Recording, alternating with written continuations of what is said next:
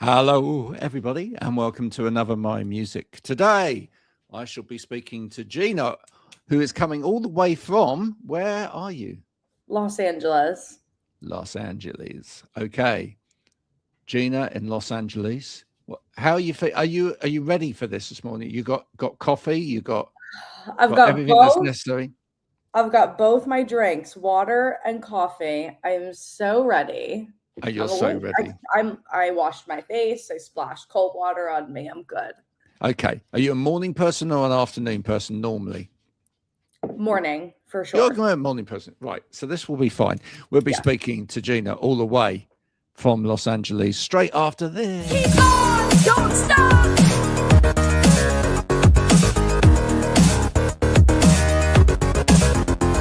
Keep on, don't stop.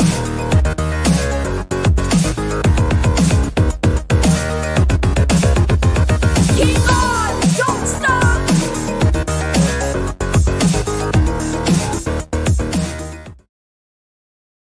There really was a dancing cat. I was like, where's the cat? It really was a dancing cat. Yeah. He was so cute. Gina, thanks for coming along. Thank you. And tell her, for people that have never come across you before, tell us a little bit of your potted history, because it's been quite exciting, hasn't it? You've done some amazing stuff already. A lot of things for only being 28, I guess. Yes, the quick history of me is I, grew up a musician, but really decided to take the reins on my career when I went on The Voice when I was 17. And I did, the American The Voice. I think there's one in the UK, isn't there? Oh, there is. Yeah. Okay. In fact, there's one in just about every country. Every country. Yeah. Yeah, now it's every country.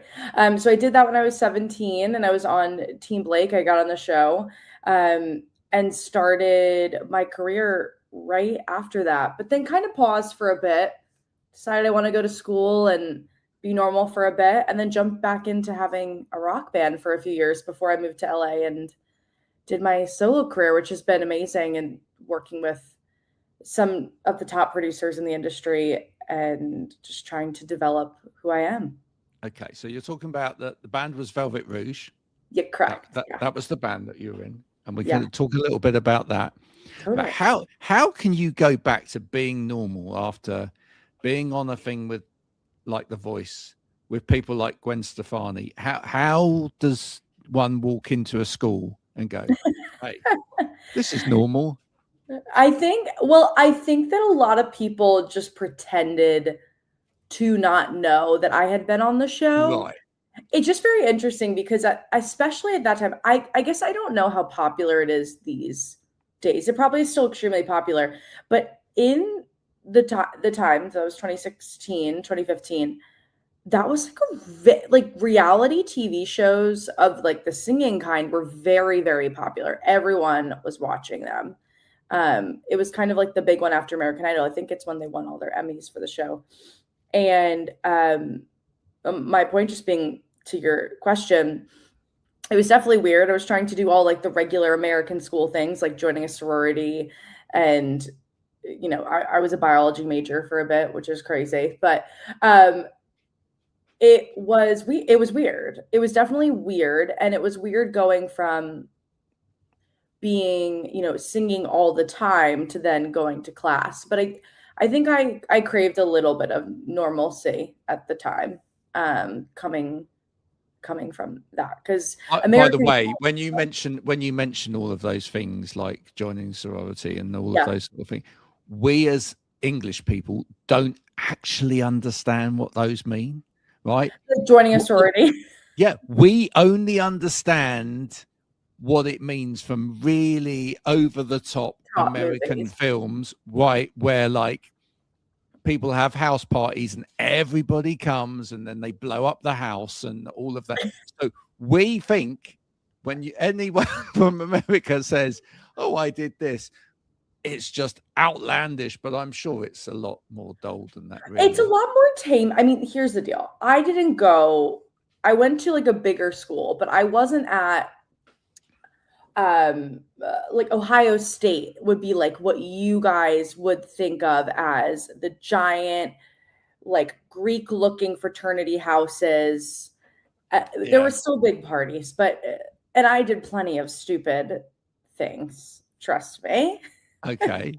But I kind of wanted to. I don't know, there is that like luster and excitement of like joining a sorority, but it dims by the time that you're in your third and fourth year of college. Like you don't want to go anymore. But you didn't do karaoke or in a bar with like a jock who actually discovered that he had a great voice and like High School Musical. Exactly. No. I'm not attracted to jock football players, generally speaking. So, no, not for me. I also don't really like karaoke. It's very weird to be a good singer and do karaoke. I think it's rude to do.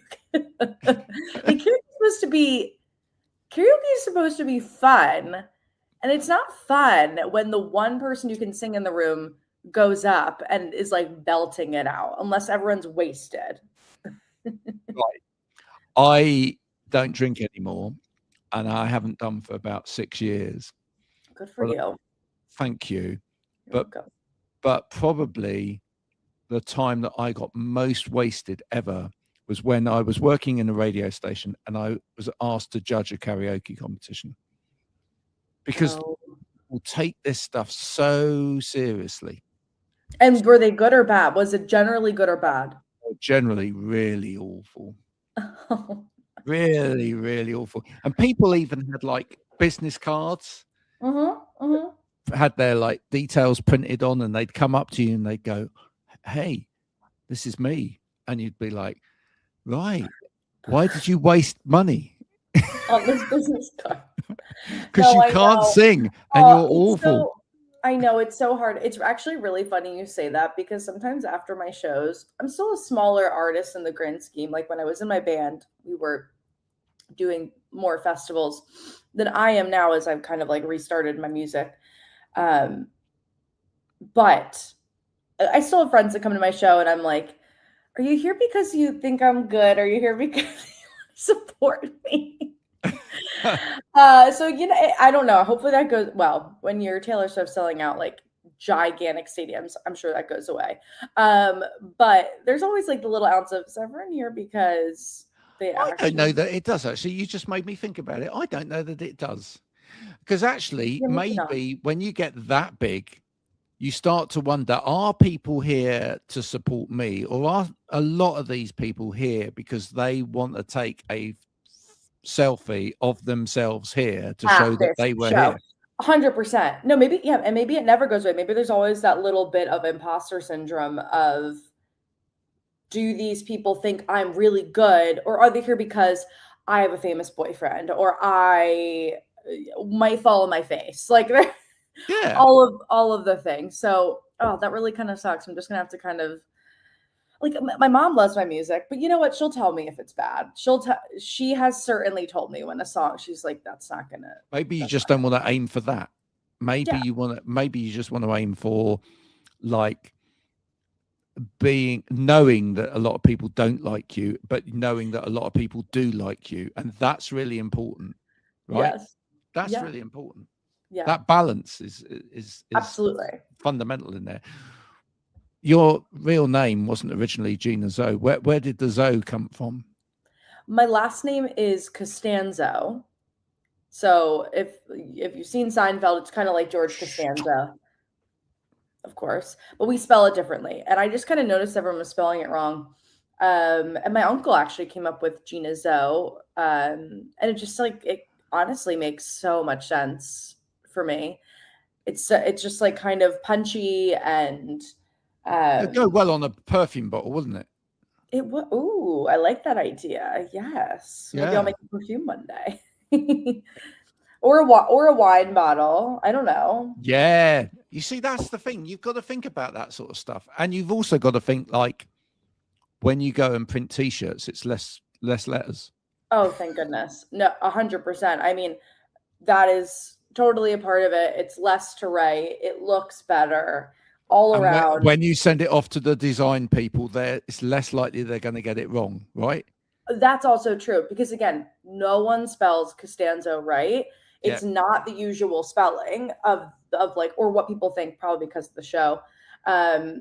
So it's so much better this way. And yes, my father was upset for a moment. He was like, "You don't like our name?" And I was like, "It's not that I don't like the name. It's that it's not as cool." Right. Listen, from all of the people that you've interacted with in the music world so far along the way, who's taught you the most? Well, when I was on The Voice, Gwen Stefani definitely taught me the most. I only probably spent, in the grand scheme of it, probably 6 hours with her over the course of a couple of days. But I remember the 17-year-old me, it was horrible at first. She said that I was trying too hard and was lame. Wow. And wow. I know. I was like, oh my God, like that's devastated, really right? devastating, embarrassing. I remember crying in the bathtub at the hotel and calling my mother. It was really embarrassing. And I think it was because I didn't at the time understand what that really meant. Like it didn't mean you suck. It didn't mean you were bad at singing. It just meant you were doing too much. Yeah. And people crave authenticity from the people that they love. So anyway, the next day I like really tried to just like tone it back, like just do the things. I didn't need to push myself to do things that weren't me. Anyway, ended up going great. She gave me a hug and she was like, "That is exactly how you should be doing it. You shouldn't be going over the top." And so in an in-person interaction, that was one of the best things that anyone could have told me, because it really made me recognize that like the person that I am and the choices that I'm making, they just need to feel like me. And people don't like when people do things that are so outside of, like, people can read you. People know when you're being somebody else. Like our audiences are not dumb in that capacity. So I now strive for doing everything the way that I want. That's hard though, right? When you're like 17, because you've got no real experience of life. Okay. 100%. And that's actually a part of the show that was so tough, is everyone was older than me. I was one of the younger. There were some that were younger. But most of them were older and had careers and kind of understood what they wanted. And I'm just here like, I don't know. I'm on this show because I got on the show. Like, I don't know what I'm doing.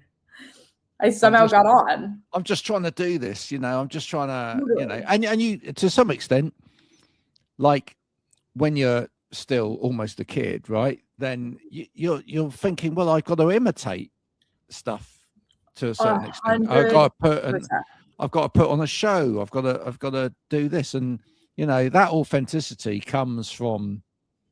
Well, I was going to ask you, do you feel like you've fully found that authenticity now? When was the sort of breaking point for you where you went, oh, actually now I feel 100% me?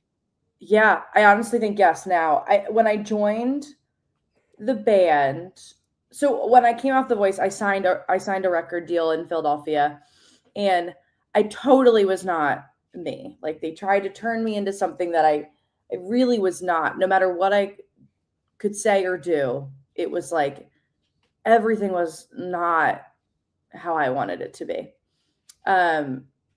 And then I quit, and then I joined my rock band. And my rock band I thought was me. It was something I wanted to be, I guess I should say. Like I wanted the band. I wanted to be in some way like the next Stevie Nicks, the next, like whatever that might be for someone, rock singer. Hayley Williams. Yes, exactly. Hayley Williams. Yeah. And then I started to kind of, as the years were going with the band, I kind of just realized like something's not clicking. Something's not connecting here. And when I moved to LA, I started writing with other people who really just wanted me to be me. And I was leaning into the things that I loved, like the music that I loved. And I happen to love a lot. There's 2 UK artists that come, I think, well, okay, I can't say they're from the UK. They're just. Go for it. I think they're in the UK. Alessi Rose and Holly yeah. Humberstone. Yeah, I think they're both UK. And I really, really love their music. And I kept like kind of leaning into like that vibe of music. Or Florence and the Machine, who's more rock, but still has pop elements, at least when she first began. And I was like, I want to do that. Like, why am I pushing for something that isn't me? And I really now feel like my music is me. I'm really starting to come into my own, and I'm not there yet. I think the new music I've just started to make this year is really, really, really like really on brand. Like it is me. But my last album is totally me, and especially in the crisis of leaving a band and moving across the country. Anyway, that was long-winded.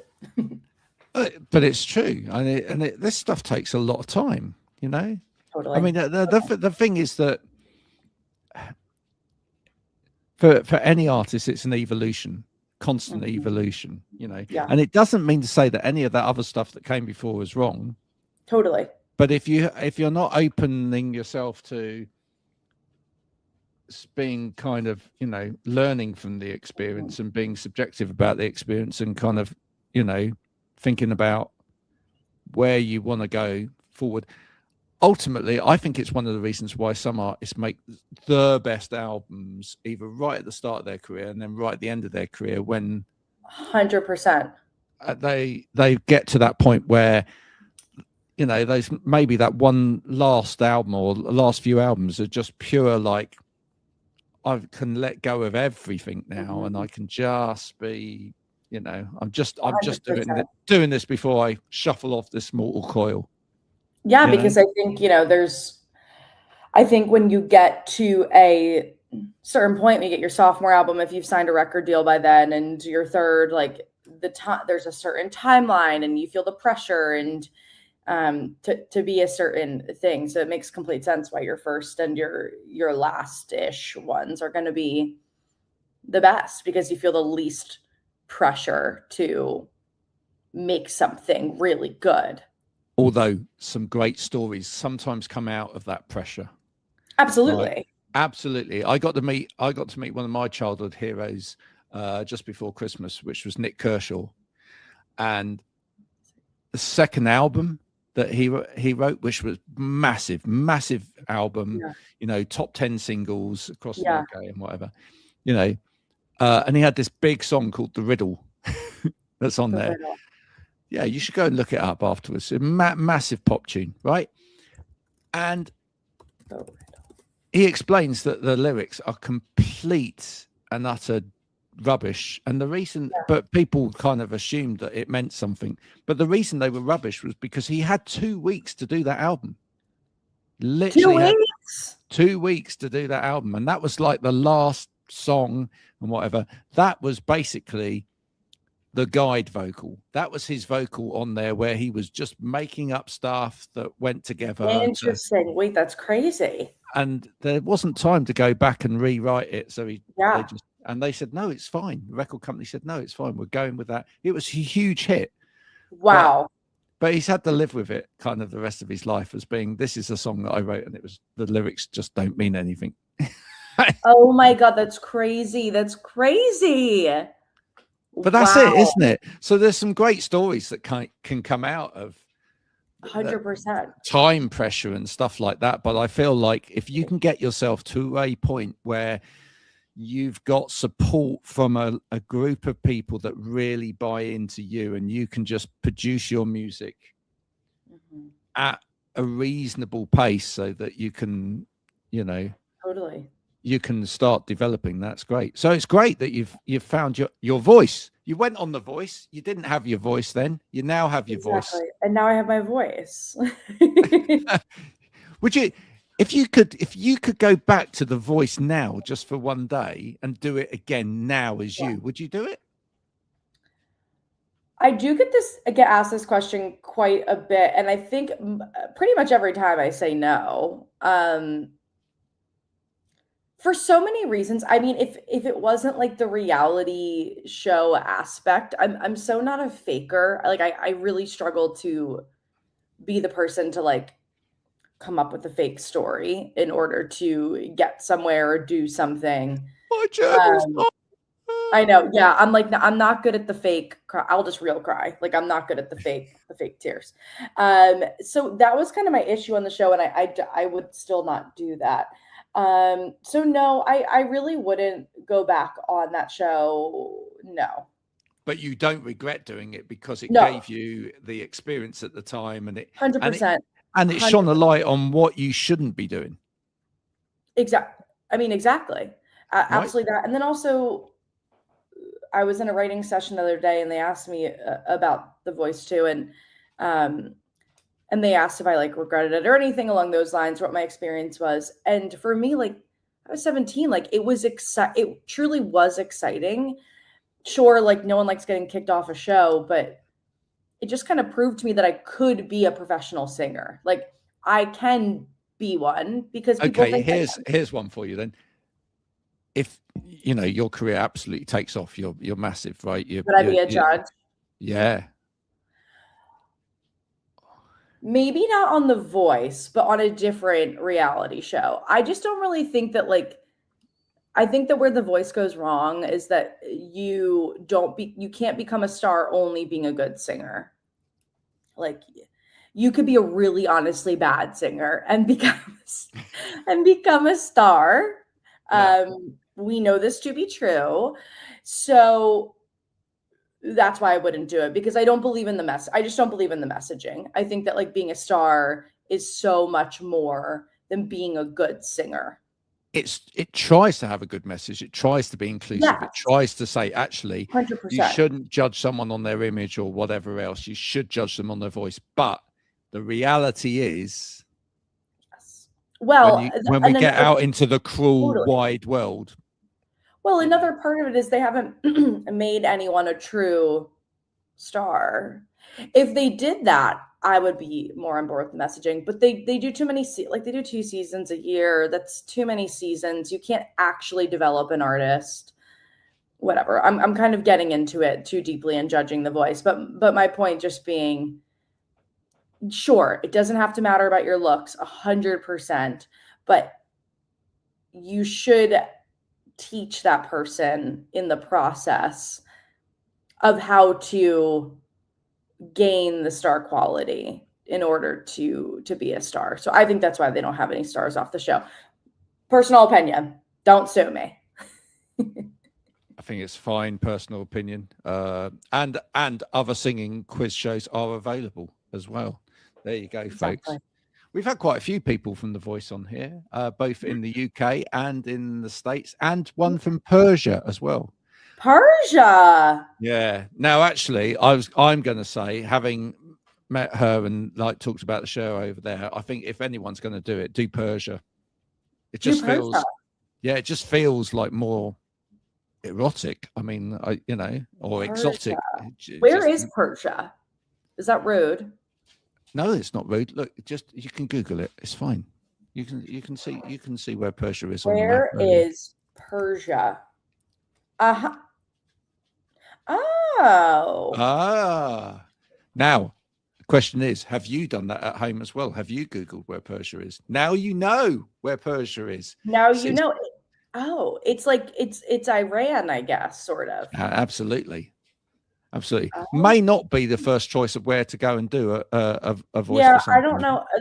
Maybe not at this moment. Especially if you come from America. Maybe not. Yeah, I don't know that they're gonna like me right now, but that's okay. Maybe one day. Tell us about what you're doing right now, then. Well, it's you mean my music or today? Yeah, you got a dental appointment in a minute, or Yes, no. Well, I say that because it's Grammy week in the US, so it's just a very busy week in general. Are you going to the Grammys? I am. My friend is flying in today to go with me. Nice. I've been going for the last 4 years, and it's been so much fun. And going to all the events is equally as so much fun. So today I have a ton of different things going on. But in the midst of that, with my music, I am writing what will become at some point a new album. But I think I'm taking it just in a different way this time. I think last time I was like, I need to get the album out. I need music so people hear the music. And I did that. I'm very grateful. But this time I'm really slowing down to make everything first, then jump to the part of let's make the video, let's do this, let's do that.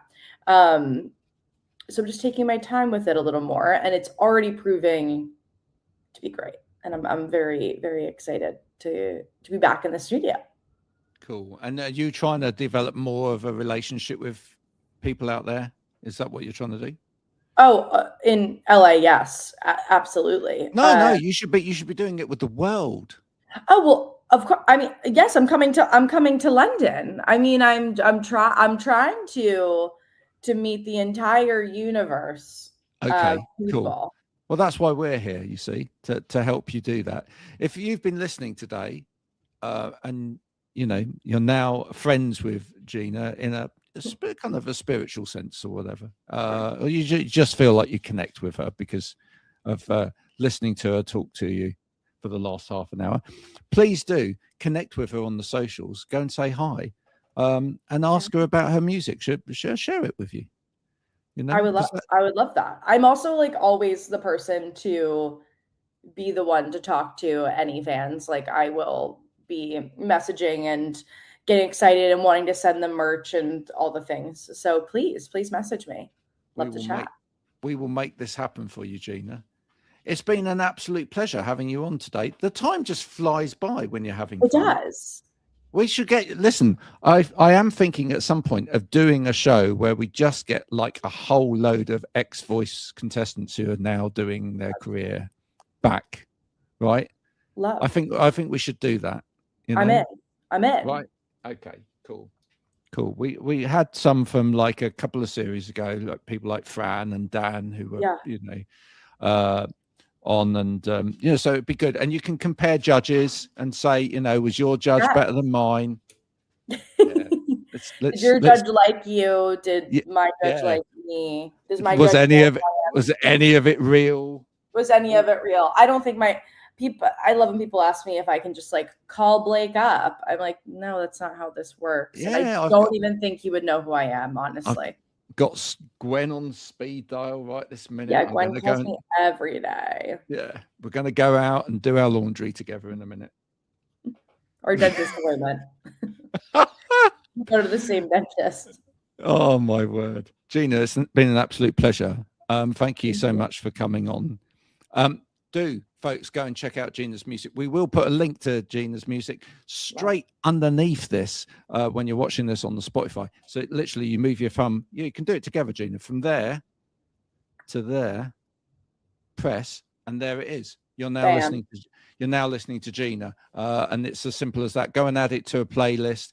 Go and speak to Gina on the socials. Say hi. Say thank you for the music, the songs I'm singing, and all of that. And then come back and watch more of my music videos as well. So that would be marvelous. Please do. From Gina and myself, thanks for watching today. We will see you again soon, somewhere in the universe that is music. Until then, from both of us, bye for now.